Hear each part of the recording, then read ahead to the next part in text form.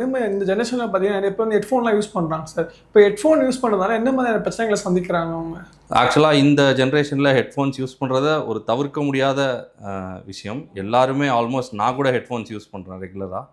ஆனால் headphones use பண்ணுறதுல நம்ம எதுக்கெலாம் கேர்ஃபுல்லாக இருக்கணுங்கிறத நான் சொல்கிறேன். என்ன ப்ராப்ளம்ஸ் வரலாங்கிறதையும் நான் சொல்கிறேன். ஹெட்ஃபோன்ஸ் ஃபர்ஸ்ட் ஆஃப் ஆல் வெளியில் பார்த்தோன்னா அந்த ஹெட்ஃபோன்ஸில் யூஸ் பண்ணுற அந்த ரப்பரோ இல்லை அந்த லேட்டெக்ஸ்லையோ அலர்ஜி ஏற்படலாம். அதனால் காது அரிப்பு இல்லை காதில் சின்ன சின்ன பக்கு மாதிரி சேர்றது வரலாம்.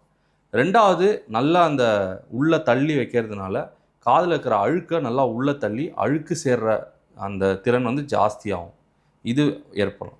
மூணாவது, ஹெட்ஃபோன்ஸை ஷேர் பண்ணுறது. ஒருத்தர் ஹெட்ஃபோன்ஸை இன்னொருத்தர் போடும்போது அந்த இன்ஃபெக்ஷன் ஒருத்தர்கிட்டேருந்து இன்னொருத்தருக்கு வந்து காதில் இன்ஃபெக்ஷன் வரலாம். இது வந்து வெளியில் வரக்கூடிய பிரச்சனைகள். இதை தாண்டி காது உள்ள ஹியரிங்கில் வரக்கூடிய பிரச்சனைகள் அப்படின்னு பார்த்தோம்னா, ரொம்ப காமனாக எல்லாருமே வால்யூம் வந்து ஃபுல்லாக வச்சிடுறாங்க. அந்த மாதிரி வைக்கிறதுனால லாங் டேர்மில் உங்களுக்கு நாய்ஸ் இன்டியூஸ்ட் ஹியரிங் லாஸ், அதாவது இந்த மாதிரி அதிக வால்யூம் வைக்கிறதுனால வரக்கூடிய உங்கள் நர்வ் டேமேஜ் ஏற்படலாம். இது ஆக்சுவலாக எல்லா ஃபோன்ஸ்லேயுமே பில்டின்னாக அந்த வால்யூம் லிமிட்டை மென்ஷன் பண்ணுறாங்க. அந்த வால்யூமை தாண்டி போகும்போது இது வந்து சேஃப் லிமிட் இல்லைன்னு ஆல்மோஸ்ட் எல்லா ஃபோன்ஸ்லேயும் மென்ஷன் பண்ணுறாங்க. அதை நம்ம கரெக்டாக ஃபாலோ பண்ணோன்னா பிரச்சனை இல்லை. அதை ஃபாலோ பண்ணாத போது சம்டைம்ஸ் ரொம்ப நாள் போக்கில் அந்த பிரச்சனை ஜாஸ்தியாகலாம்.